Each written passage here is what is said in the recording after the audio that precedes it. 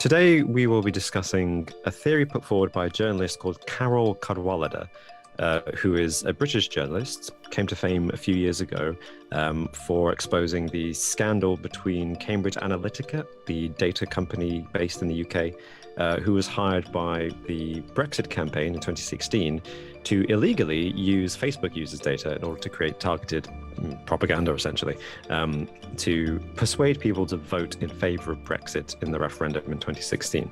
It turned out that Cambridge Analytica had acted incredibly illegally, and she was the journalist who broke that story. She released or published a 19-part Twitter thread the other day about what's going on in Russia and the Ukraine. She's referring to what she thinks historians should call the Great Information War. And she thinks that maybe this is the first one. What's happening now in 2022 is actually the culmination of something that started in 2014, which is when Putin annexed the Crimea and started actively aiding separatists in eastern Ukraine. So I thought we would go through her tweets, discuss them, and see whether she's onto something. Because she makes a lot of claims, but because it's a Twitter thread, she makes statements without providing the facts, because there's there's a very, very tight character limit on Twitter. So it's very much an argument without obvious evidence. Let's start by reading this first tweet. Part one, she says, "I think we may look back on this as the first great information war, except we're already 8 years in. The first great information war began in 2014. The invasion of Ukraine is the latest front. And the idea that it doesn't already involve us is a fiction, a lie." This is the premise. It's saying that we are already at war with Russia, and we've been at war with Russia for at least, well, for the last 8 years, what she says. She identifies the beginning of the first great information war as 2014. To be honest, my immediate reaction was, I would be tempted to stretch it back further than 2014. I mean, the distinctive point that she goes on to say why it's 2014 is because this was a reaction to the ousting in Ukraine of the then president of Ukraine, Yanukovych. Is that? Yes. Is that who it is? I think it was. And that was with the Ukrainian revolution in 2014, due to a lot of corruption that was seen to be happening by the president at that time. I think they drafted a bill to align themselves more with the EU, right? That had been drawn up by Ukrainian parliamentarians, but then the president basically refused to sign it and wanted to align more with Russia, and that's of what sparked these. He was long known as a bit of a Putin puppet, but there was protests, and I think after a week or two of protests, he ordered the military to and killed about 100 protesters, which sparked the revolution. He killed his own citizens in order to stop protest against an undemocratic action he took, not to sign a bill into law that his parliament had passed. Yeah, that's exactly what happened. So he was overthrown. A democratically elected government was installed in the Ukraine, but that government happened to be pro-Europe and not pro-Putin.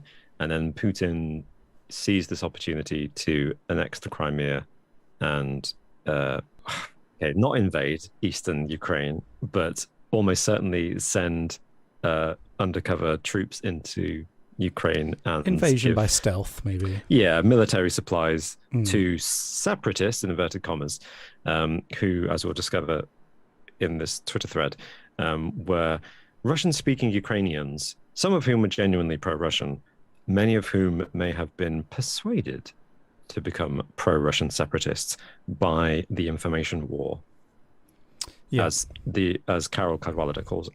Again, we're only on the first tweet, and there'll be more information to clarify her points in later tweets. But the one thing that I did take issue with the premise of her argument is that she says it began in 2014, and what she's referring to is misinformation by Russia, particularly online.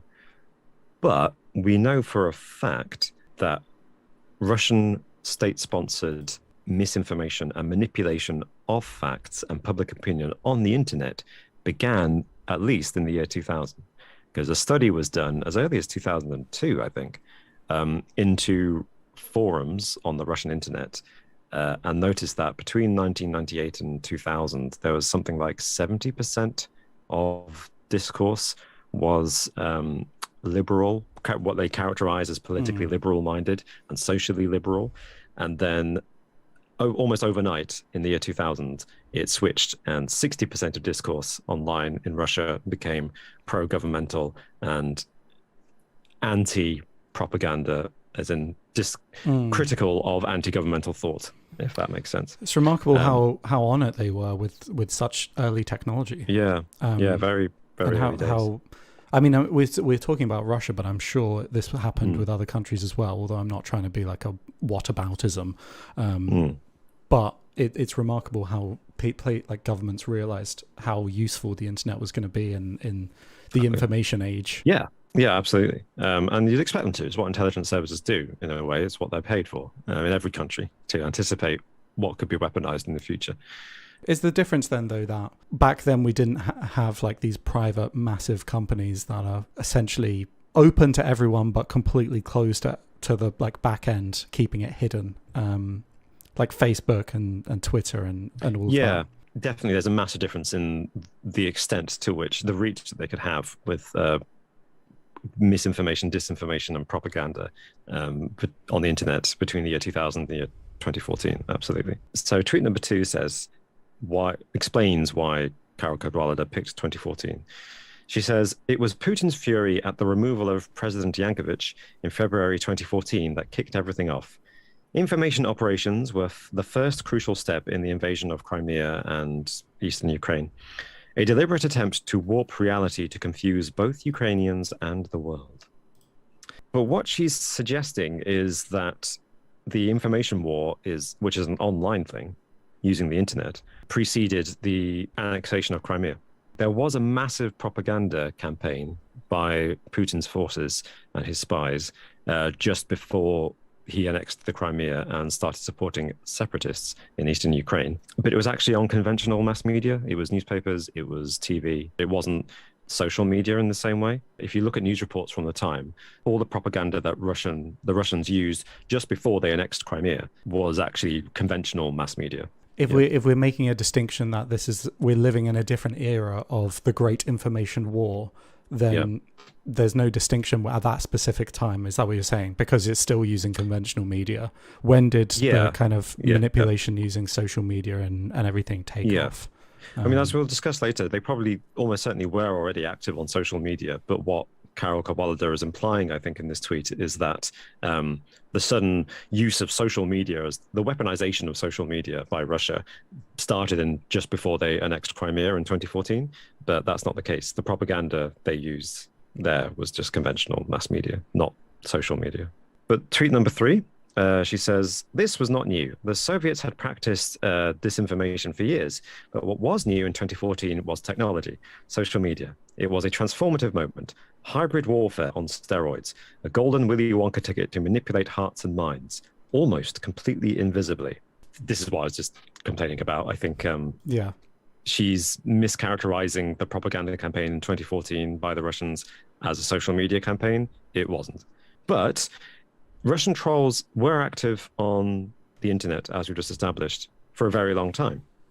And we know that Facebook launched in 2006, YouTube launched 2006 as well, Twitter launched 2007, and those are the big social media sites, in the West at least. It's perfectly possible that Russians were able to manipulate social media in 2014. In fact, there was a report in 2013, this is the year before she's claiming it started, by the nonprofit organization Freedom House, which is an American organization that is interested in preserving the freedom of the internet. And so it was examining government interference by all governments, not just Russia, but by all governments, in bots and misinformation on the internet. And to quote their report, they said, Russia has been at the forefront of manipulating online discourse for several years. And this is from a report from 2013. So already factually, I think Karol Cadwallader is being a bit misleading there. Just at the timing, as you say, just at the time.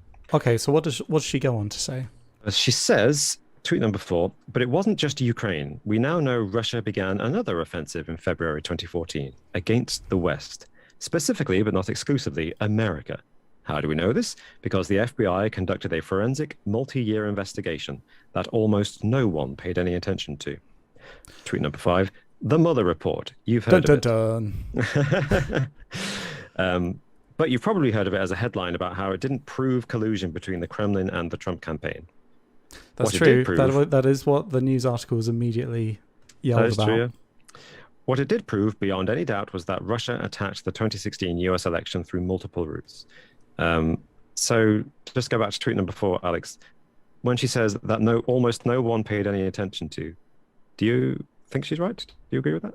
I will say that no one really paid much attention to the contents of the report. They paid attention to what the media said happened in the report, if that's fair to say, or the media's immediate conclusions of the report. Yeah. They were looking for that one thing.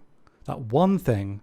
Did they collude with Russia? And because it wasn't in it, then it didn't matter. Everyone ignored the rest of it. So yeah, I'd kind of agree with that. In fact, the report, I think its actual name, we call it the Mueller Report, but that in itself is unhelpful because it's officially called Report on the Investigation into Russian Interference in the 2016 Presidential Election.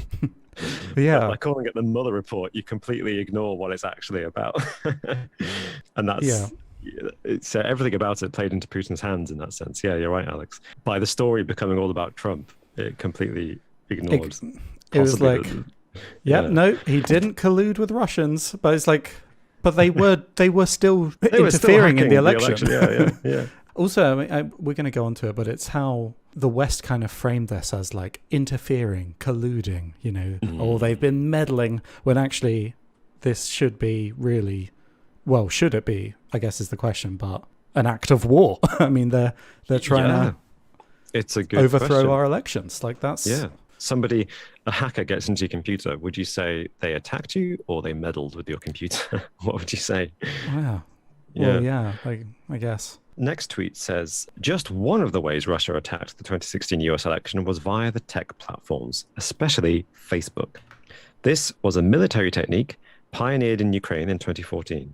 By 2016, it refined, iterated, and supersized these. Most brilliantly of all, they were entirely invisible.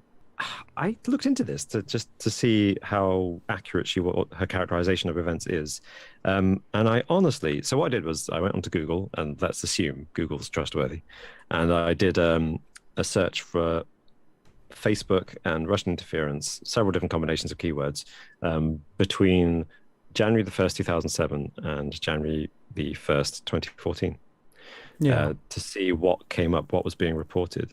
And then I also looked up about the propaganda campaign just before the Ukrainian invasion. Facebook did not come up once in connection with Russian interference and Russian bots. So, and the reports I read since the Crimean annexation in 2014, when talking about the propaganda campaign by Russia just before they invaded, or annexed, didn't mention Facebook either. So I don't know where she's got that from. She may have information that's not available on the internet, but I'm not 100% sure why she is saying Facebook was using Facebook for propaganda purposes was pioneered in Ukraine in 2014. However, I do agree with what she says about by 2016 it was refined, iterated, and supersized. I mean, that's definitely true by then. So in 2019, a group called Secondary Infection with a K is a Russian organization that's basically a third branch of the Russian government's misinformation, disinformation, bots campaign against the West in January 2014. But no one knew they existed until 2019 because their entire modus operandi is in fake accounts that only exist for the few seconds that they post. Right, okay. So it's not possible to trace their activity because the accounts exist literally like a butterfly for a day. For those few moments they post and then they disappear. These kind of self-destroying social media accounts. It's so scary, isn't it? It's very scary, very sophisticated. So people are aware of the GRU and the IRA, which is the Internet Research. I can't remember what A stands for now. And I mean, we're talking about Russia and all this, but it does make you wonder, how many other countries out there have a kind of similar setup that we just don't know about. They called it infection. Yeah, secondary infection. That's a pretty scary. Are we the baddies? Yeah, you do wonder that. Yeah. But she's right that by 2016 it was supersized because Facebook in 2018, Facebook released a statement to say that they estimated 150 million Facebook users were affected by Russian bots from one of the three organizations in Russia that do this. 150 million users were exposed to Russian IRA bots between January 2015 and August 2017. Yeah, 150 million people exposed to one of the three organizations' bots. Is it safe to assume that 3 times as many Facebook users were affected by all three organizations' bots? Could well be. Yeah. But Yeah. I mean, I guess the main point is that a crazy amount of users were affected, and this has been going on for ages undetected. Tweet number 9, because she talks about some Brexit stuff before getting back to the Russian thing. She says, in 2016, we knew none of this. Russia and other bad actors acted with impunity and, in some cases, alignment. But now, through the sheer bloody hard work of academics, journalists, and the FBI, we do know. But it was complex, messy, and difficult. So we brushed it all under the carpet. Okay, so this is a juicy one. Who do you think she's referring to, Alex, when she says we brushed it all under the carpet? Does she mean us collectively as a society? Or does she mean academics, journalists, and the FBI? The government? Who does she talking about there? I think that we as a public have difficulty en masse dissecting and understanding complex information. Unless it's got a juicy headline, there's always going to be another scandal and we're going to forget about it and we're going to move on to the next story. So I think in part, yes, we as a society might have brushed this under the carpet just because of, what is it? It's actually got a term. It's like information fatigue or something. Yes. Yeah, that's true. Where you just get so numb to like all the scandals and everything going on. If you've been hearing about Russian collusion for the past 4 years, is this news story really going to stand out to you? I would like to say that she says in 2016 we knew none of this.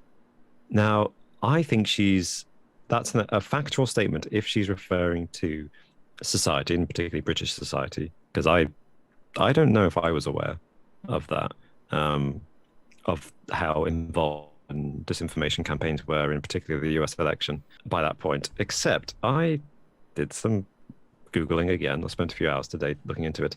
And from 2011, I found 3 news reports and a governmental report, including one from The Guardian, the newspaper she works for, talking about social media bots and how they're being used for disinformation campaigns. So that's from 2011, 5 years before she says, we knew nothing about this. To be fair, none of them explicitly links Russia with Facebook, but 2 of them are about Russian bots. One of them is about Russian bots on Twitter and how they're being used to drown out anti-Kremlin tweets in Russia.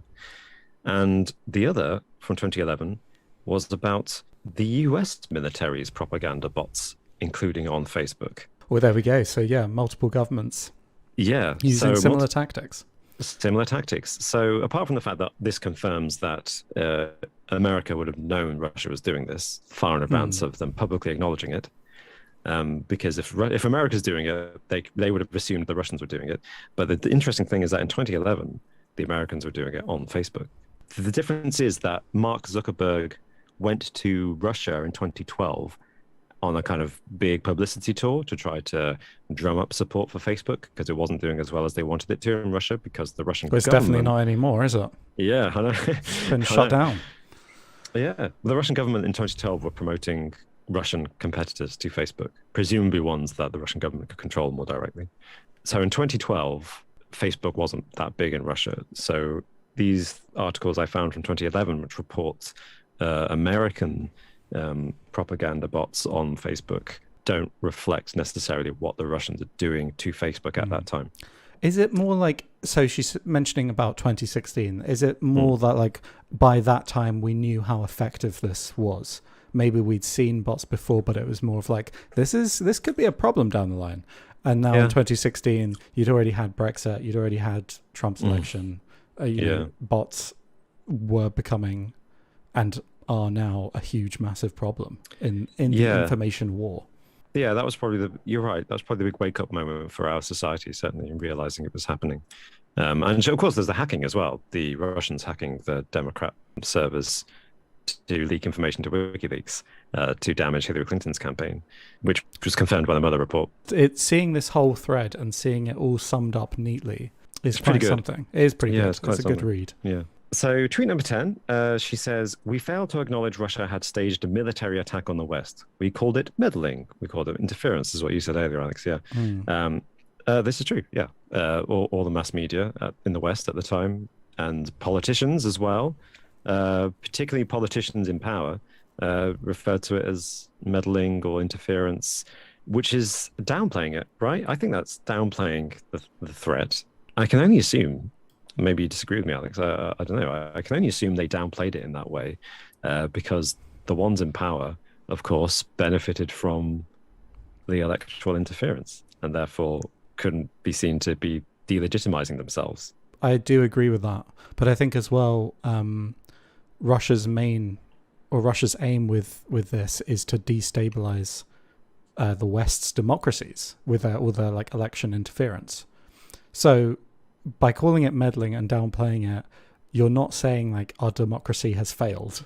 You're just saying they're trying to interfere and meddle, but it's fine. It's still working. Do you know what I mean? Like it's if we called it like Russia's attacking democracy and they've meddled and changed the result, then you've kind of Russia's won, right? Because they've destabilized a Western democracy. It's true. Yeah, that's a good point. Yeah. Whereas whether it's true or not that they've done that, saying it, I think, damages the democracy a little bit. Do you know what I mean? Yeah. It's about the ultimate idea. chess We move. all have to believe that it works, and then it works. Yeah. Because if either they don't acknowledge it because they benefited from it and therefore don't want to lose power based on the delegitimization of their own election, or they do acknowledge it and therefore damage the democratic process anyway. Yeah, exactly. Yeah. Brilliant. Yeah, you summed up nicely. That's great. So maybe that's partially why people were not really saying, just how dangerous it was, what was going on. So, moving on. Tweet 11, she says, this failure to recognize it as an attack is at the heart of what's happening now in Ukraine, because the first offensive in the Great Information War was from 2014 to 2022, and Putin won. And he won by convincing us it wasn't even a war. It's quite a statement, and it's one that we've kind of been discussing already, I think. Yeah. It's a good point. And I can see where she's coming from with that. Yeah. I don't know. The only thing I would possibly dispute there is that how actively was Putin convincing us it wasn't a war? Because to do that, you then get into the discussion of how many politicians in the West have financial ties to the Russians, and it's a lot. But is it more of a failure of the West to realize it's a war rather than Putin actively convincing us? Because when you're using a new weapon that doesn't look like a weapon, because it's not a conventional weapon really, do you have to work very hard to convince people you're not using it if people don't realize it's a weapon in the first place? That's the only thing I would say about that. Putin won, I would agree. I don't know how hard he had tried to convince us he wasn't fighting the war because, we weren't really looking for it. That's a great point, yeah. Yeah, but she elaborates. She says, we fell for it. We said it was just ads and that don't work. And a bot didn't tell me to vote. Facebook is still an open threat surface exploited by authoritarians from the Philippines to India to Brazil to Hungary. It's maybe not a world war, but the world is at war. I mean, I can't tell you the amount of times I've heard that response online and in person of, a bot didn't tell me which way to vote. It's like, no, they didn't. But they might have unwittingly influenced your decision. 100%. You wouldn't even have known it was a bot. You don't know. We don't know. I've seen tweets and gotten angry at people's responses in the last week, and then I've read their Twitter names, and it's like Mike 01234965667, right. and it's like, oh, this person doesn't exist. Yeah. Do you know what I mean? Yeah. Like, and for that brief moment of anger, you're completely distracted from the real issues. Exactly. And I'm not super smart. Neither of us are super smart. Well, actually, no, you are a genius, Robin, with all of the internet plugged into you at any given time. But too much conflicting information. But I like to think that I'm kind of clued up on this sort of stuff. I pay a bit more attention to it than maybe the average person, and it still catches me out. This catches me out easily on a daily basis. So I totally see her point there.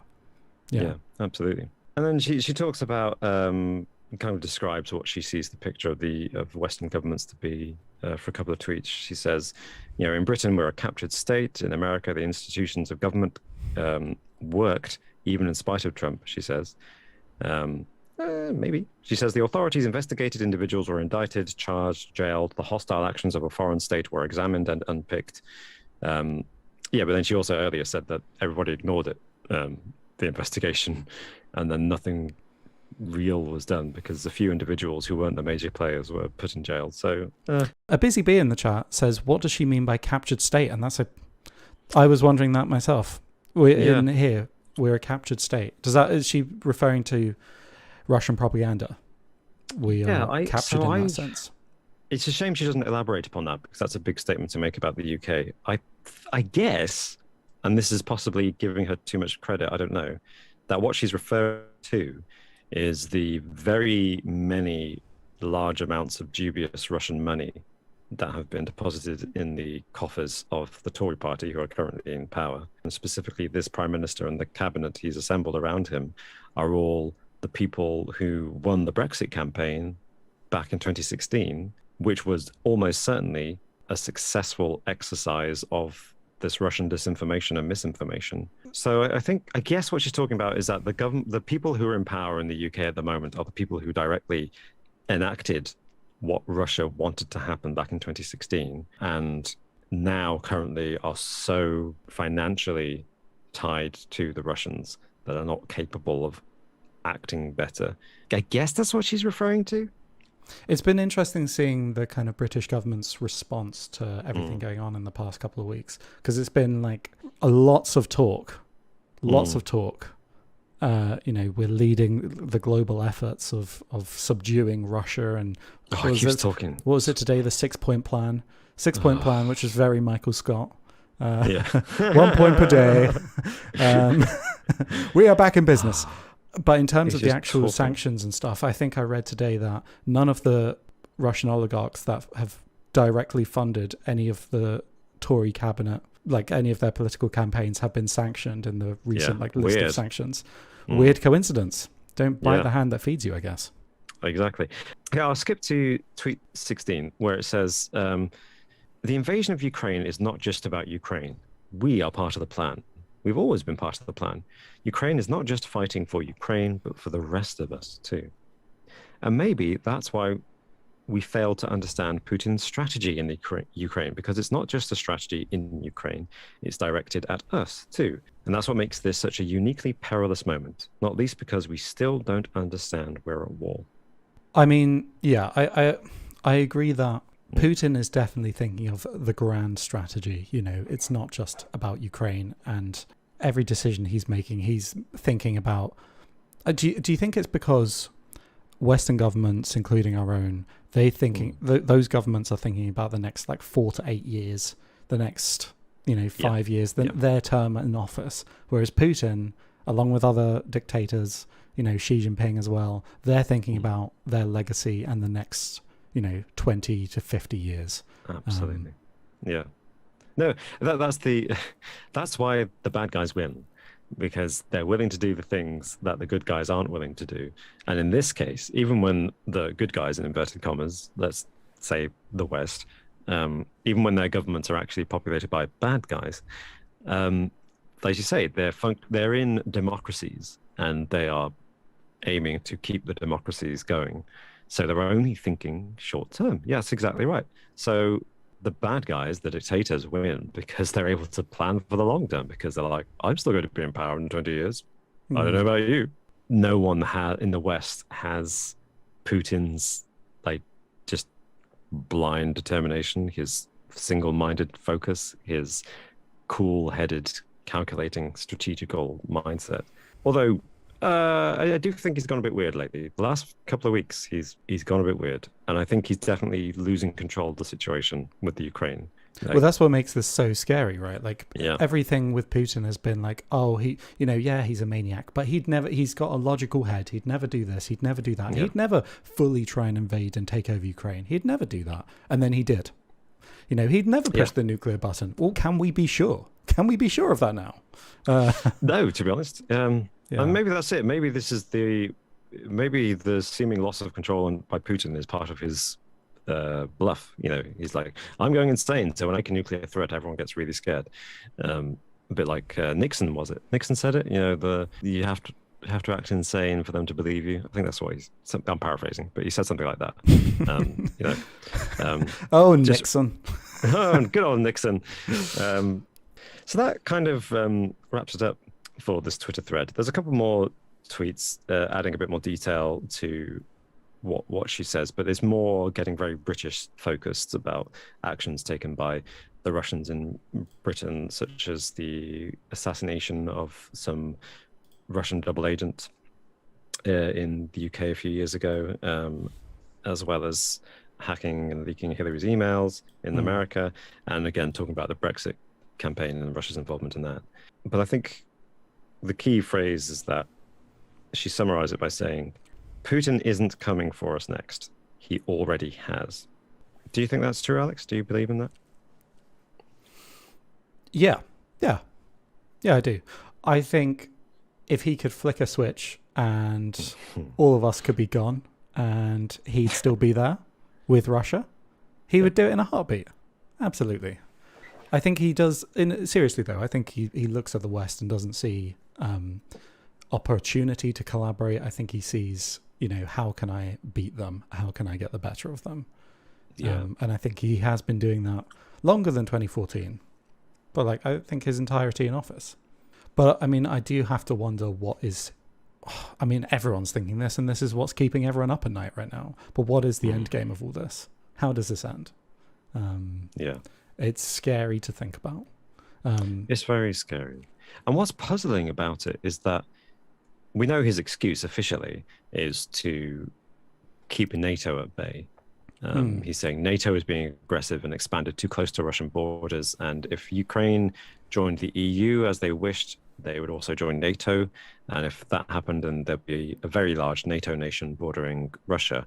And he says that would be a threat to Russian sovereignty. Obviously, that's BS. We wouldn't do that. But he uses that excuse. But what's interesting is that by invading Ukraine, Ukraine borders NATO nations on the other side. Ukraine is the bridge between NATO nations and Russia. So he invades Ukraine, takes it over, and then has NATO nations on his border, which is his excuse for invading Ukraine in the first place. I don't really know what his end goal is, because even his official excuses don't make any sense. There's also a theory. I mean, maybe we're veering into the conspiracy theory territory. But there's that theory that he's actually dying and has got terminal cancer, which going back to the information war. This could be propaganda that we've seen on the other side. This could be. I've seen this posted around. I don't know where this has come from.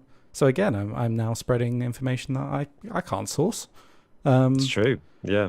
But I guess the idea is to make him look, weak and decrepit and as if he's on his way out. But I don't know where that information has come from. I think, do you know what, actually? I don't think that's fully fair. I don't think I've just got it from nowhere. I think the defense secretary in the UK said it or something like that. Okay. I think it's actually kind of sourced from somewhere. See, the problem at the moment is that whether maybe this is the success of Russian propaganda on the internet, but whatever our government politicians say in this country, I just don't like this. It's pay no attention to it because it's all guff. And maybe I say that because the Russian propaganda on the internet has succeeded, but I also think we've got a particularly pathetic bunch of politicians in power at the moment. So that story is being reported by a bunch of news outlets, well-established ones, not just Propaganda Today or that kind of thing. Just asking that question, but I don't know where that information's come from.